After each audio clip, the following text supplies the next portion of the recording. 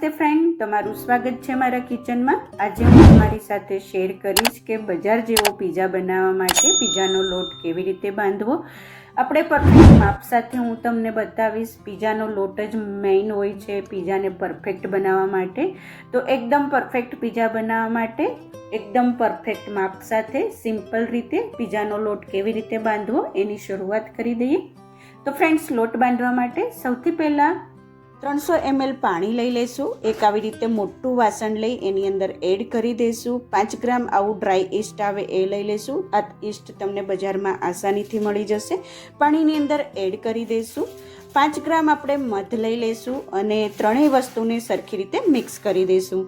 તો ફ્રેન્ડ્સ, તમે જોઈ શકો છો કે સરસ એવું ઈસ્ટ છે એ પાણી સાથે મિક્સ થઈ ગયું છે।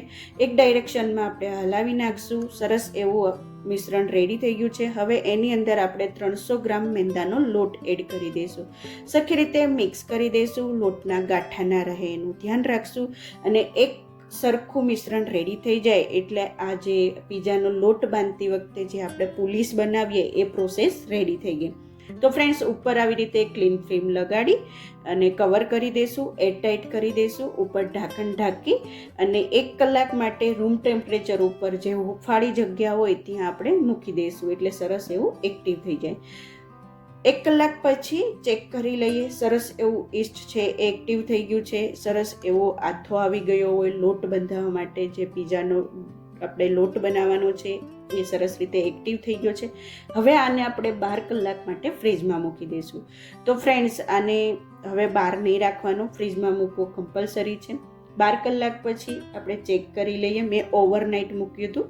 બીજા દિવસે સવારમાં પુલીસ છે એ સરસ રીતે રેડી થઈ ગયું છે અને હવે આ પુલીસમાંથી આપણે લોટ બાંધશું। એકદમ સરસ એવું પરફેક્ટ રીતે જેવું જોઈએ છે એ આપણે બની ગયું છે। બધું પુલીસ આપણે એક કાથરોટની અંદર એડ કરી દઈશું અને હવે એની અંદર મેં 1.5 કિલો મેંદાનો લોટ એડ કર્યો છે। લોટને આપણે ધીમે ધીમે એડ કરશું। આટલો લોટ બાંધતી વખતે આપણને 700 ml પાણીની જરૂર પડશે। પાણીને થોડું થોડું ધીમે ધીમે એડ કરતા જશું। 14 ગ્રામ આપણે સી સોલ્ટ એડ કરી દઈશું। આમાં આખું મીઠું એડ કરશો તો પિઝા છે એકદમ સરસ એવો બનશે। બાકીનો વધેલો લોટ ધીમે ધીમે એડ કરતા જશું અને થોડું થોડું પાણી એડ કરતા જશું અને પિઝા માટેનો આપણે લોટ બાંધી લઈશું। તો ફ્રેન્ડ્સ, આ લોટ બાંધતી વખતે માપનું ધ્યાન રાખવું ખૂબ જ જરૂરી છે। આપણે પુલીસ બનાવતી વખતે માપથી જ બધું બનાવ્યું હતું અને પિઝાનો લોટ બાંધતી વખતે પણ આપણે 1.5 કિલો લોટની સામે 700 ml પાણી યુઝ કર્યું હતું। 14 ગ્રામ મીઠું એડ કર્યું છે અને હવે આ લોટને સરખી રીતે આપણે મસળવાનો છે। એકદમ પરફેક્ટ એ રીતે આપણે મસળી લેશું અને આવી રીતે પ્લેટફોર્મ ઉપર તેલ એડ કરી ઓલિવ ઓઇલ યુઝ કર્યું છે અને સરખી રીતે લોટને આપણે મસળી લેશું। અને ફ્રેન્ડ્સ, આપણે ઓલિવ ઓઇલ છે એ 30 ml યુઝ કર્યું હતું। પછી આ લોટને આવી રીતે મોટા વાસણની અંદર મૂકી 4 થી 5 કલાક રૂમ ટેમ્પરેચર ઉપર સેટ કરી દઈશું। 5 કલાક પછી ચેક કરીએ તો સરસ એવો લોટ છે એ એક્ટિવ થઈ ગયો છે। હવે આ લોટને પાછા આપણે મસળવાનો નથી, એની અંદરથી આવી રીતે નાના નાના લુવા લઈ આવી રીતે ટ્રેની અંદર સેટ કરી દઈશું। જ્યાં સુધી પિઝાનો લોટ છે એ સેટ થાય ત્યાં સુધી આપણે પિઝાના ટોપિંગ રેડી કરી દઈશું। પિઝાનો સોસ રેડી છે, તમને જે પસંદ હોય એ બધા ટોપિંગ આપણે રેડી કરી દઈશું।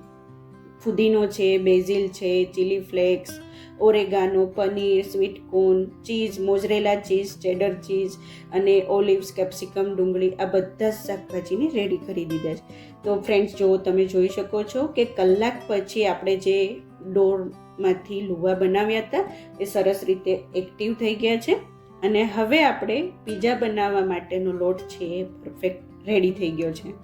તો ફ્રેન્ડ્સ, ટ્રેની અંદરથી આપણે એક ભાગ લઈ લઈશું। આપણે એને મસળવાનો નથી, ભેગો નથી કરવાનો, જે ડાયરેક્શનમાં પડ્યો છે એ ડાયરેક્શનમાંથી ઉઠાવવાનો છે અને પ્લેટફોર્મની ઉપર જ આવી રીતે રવો કે મકાઈનો લોટ હોય એ મૂકી એની ઉપર એક લુવો મૂકી અને આવી રીતે હાથના મદદથી જ આવી રીતે બધી બાજુથી આપણે વણતા જશું। તો ફ્રેન્ડ્સ, તમે જોઈ શકો છો કે જેવી રીતે વિડીયોમાં બતાવ્યું છે એવી રીતે રોટલાને આપણે પોળો કરતા જશું અને પિઝાના રોટલાને હવે ટ્રેની ઉપર મૂકી ઉપર પિઝા સોસ લગાડશું। પિઝા સોસની રેસીપી જોતી હોય તો મને કમેન્ટ્સમાં ચોક્કસથી જણાવજો। ઘરે બનાવેલો સોસ છે।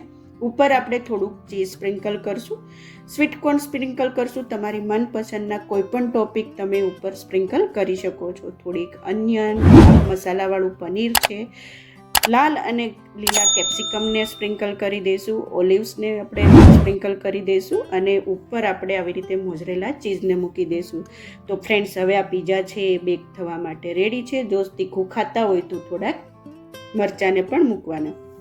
તો ફ્રેન્ડ્સ, હવે આ પીઝાને આપણે બેક કરવા માટે ઓવનમાં મૂકી દઈશું. ઓવનને પહેલેથી જ મેં 275 ડિગ્રી ઉપર પ્રીહીટ કરવા માટે મૂકી દીધું હતું અને પછી પીઝાને આપણે 7થી 8 મિનિટ બેક કરવા માટે ઓવનમાં મૂકી દઈશું. સેમ રીતે મેં પીઝાને વણી લીધો છે અને હવે આ પેસ્ટો પીઝા છે. ખૂબ જ ટેસ્ટી એવો પીઝા લાગે છે. આવો પેસ્ટો સોસ આવે એ સોસ લગાડી દઈશું. ઉપર બેઝિલ, પનીર અને ચીલી હેલેપિનો, તમને આમાંથી કોઈ પણ ટોપિંગ પસંદ હોય એ સ્પ્રિંકલ કરી અને ઓવનની અંદર 275 ડિગ્રી ટેમ્પરેચર ઉપર 7થી 8 મિનિટ આપણે આ પીઝાને બેક કરવા માટે મૂકી દઈશું. તો ફ્રેન્ડ્સ, 1 બાય 1 આપણે બધા જ પીઝા બનાવી લઈશું. આટલા લોટમાંથી 15 પીઝા બન્યા હતા. આ જે મીડિયમ સાઇઝ છે એ સાઇઝના બન્યા હતા. જો તમારે 3-4 વ્યક્તિ માટે બનાવવા હોય તો લોટનું માપ છે એ રીતે રાખવાનું. તો ફ્રેન્ડ્સ, 1 બાય 1 બધા જ પીઝા ખૂબ જ ટેસ્ટી એવા બનીને રેડી થઈ ગયા હતા. અલગ અલગ ટોપિંગના, અલગ અલગ ટેસ્ટના ઘણા બધા પીઝા બનાવ્યા હતા. આટલા લોટમાંથી મીડિયમ સાઇઝના 15 પીઝા બન્યા હતા. તો ફ્રેન્ડ્સ, ખૂબ જ સરસ એવો પીઝાનો લોટ બંધાણો હતો. ખૂબ જ ટેસ્ટી એવા પીઝા બન્યા હતા. તો ફ્રેન્ડ્સ, આવી રીતે વેજીટેબલ્સ પીઝા, પેસ્ટોવાળા પીઝા આપણે ઘરે આસાનીથી ખૂબ જ ટેસ્ટી એવા, બજાર કરતાં પણ સરસ એવા બનાવી શકીએ છીએ.